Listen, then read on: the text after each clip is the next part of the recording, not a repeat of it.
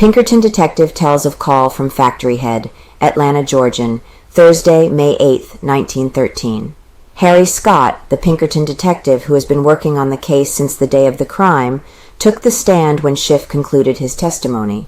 Scott testified that Frank called him up Sunday afternoon before there was any talk of his arrest and asked the Pinkertons to begin work on the case and find the slayer. Scott testified as follows. Q. How are you interested in the Phagan case? A.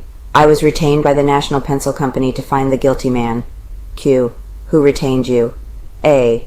I received a call from Mr. Frank and he told me what he knew about the case. Q.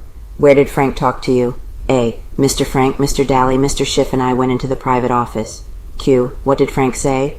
A. He said, I guess you have read of the crime. We feel an interest in the matter and desire to retain the Pinkertons and try to locate the murderer. Tells he is suspected. Q. What else did he say? A. He said he had been down to the police headquarters and that Mr. Black seemed to suspect him of the crime. He told me of his movements on the day of the crime. He told me that about 12:10 Mary Phagan came into the office and drew her money, $1.20. At 12:50, he said, he went up to the 4th floor and saw Mr. White talking to Harry Denham and Arthur White. He said he left at 1:10 and went home and returned at 3. White and Denham, Frank told me, left about 3:10, leaving him alone in the building. Newt Lee reported at 4, but was sent away. Frank left the building about 6:15, and on the way out saw Newt Lee talking to James Gant. Mr. Frank allowed Gant to go inside of the factory to get some shoes and told Lee to go with him.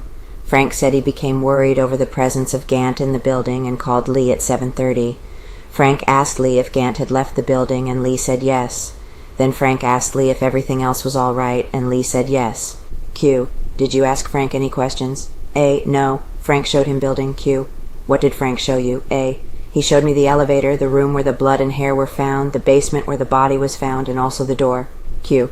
Have you talked to him since? A. I talked to him one night with Detective Black at headquarters, but did not try to get a statement. Q. Did he resent any of your questions? Did anyone ask you to withhold evidence?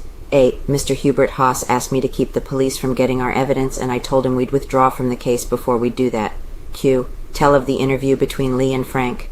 A. Mr. Black suggested that Frank talk to Lee since he employed him and to try to get Lee to tell all the truth of the matter. Q. What did Frank say to Lee? A. I don't know. They were together privately. Q. What did Lee say? A. Lee says that Frank didn't want to talk about the murder. Lee says he told Frank he knew the murder was committed in daytime, and Frank hung his head and said, let's don't talk about that. Q. Did Frank tell you what happened at his conference with Lee? A. No. He said he tried to get something out of Lee, but couldn't. Asked Lee about clock. Q. Do you remember Frank ever asking Lee anything about the clock slip? A. Yes, it was in Chief Lanford's office. Frank asked Lee about a skip on the record from 9:30 to 10:25.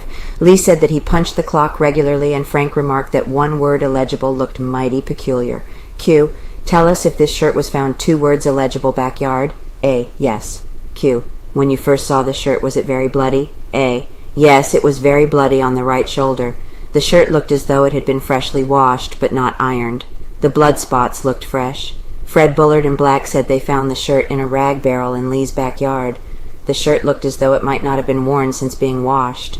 Couldn't explain spots? Q. Was the shirt torn? A. We tore a piece out of the shirt and showed it to Lee, and he said he had a shirt with a flower design on it like this piece. We showed him the shirt then, and he said at first that he thought it might be his shirt, although he had not seen it for 2 years. He said he did not know how the blood spots got on it. After looking at the shirt again, he said he did not believe it was his shirt. Q. What size shirt was it? A. We could not tell. Q. Have you any definite clue as to who committed this murder? A. I would not care to commit myself that far.